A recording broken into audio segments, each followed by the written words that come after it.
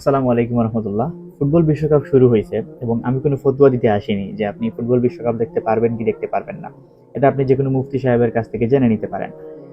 আমি আপনাকে জাস্ট সতর্ক করতে আসছি কয়েকটা বিষয়ে। এখন আপনি বলতে পারেন যে কেন সব জায়গার মধ্যেই ইসলামকে নিয়ে আসা লাগবে। দেখেন, জান্নাত এবং জাহান্নামের মাঝামাঝি কোনো জায়গা নেই। হয় আমাদেরকে জান্নাতে যাওয়া লাগবে, নয়তো জাহান্নামে যাওয়া লাগবে। এর মাঝামাঝি কোনো জায়গায় আমরা অবস্থান করতে পারবো না। সো চুজ ইজ ইয়োর্স, আপনি কোথায় যাবেন।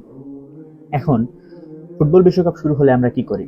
আমাদের পছন্দের টিম, আমাদের পছন্দের প্লেয়ার, আমরা তাদের নিয়ে অনেক বেশি উৎসাহ দেখাই, অনেক বেশি এক্সাইটেড হই এবং আমরা সর্বোপরি তাদেরকে অনেক বেশি ভালোবাসি।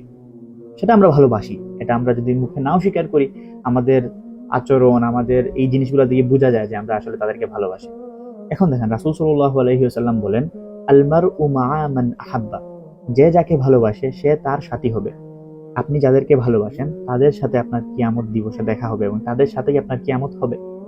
এখন আপনি তাদেরকে ভালোবাসে আপনি কিভাবে আশা করতে পারেন, আমরা কিভাবে আশা করতে পারি রাসূল সাল্লাল্লাহু আলাইহি ওয়াসাল্লামের সাথে আমাদের কিয়ামত হবে, সাহাবীদের সাথে হবে, তাবেঈদের সাথে হবে, তাদের সাথে আমরা কিভাবে থাকতে পারবো ওদেরকে ভালোবেসে? তো এটা আমাদেরকে আসলে বিবেচনা করা উচিত আমরা কাদেরকে ভালোবাসতেছি।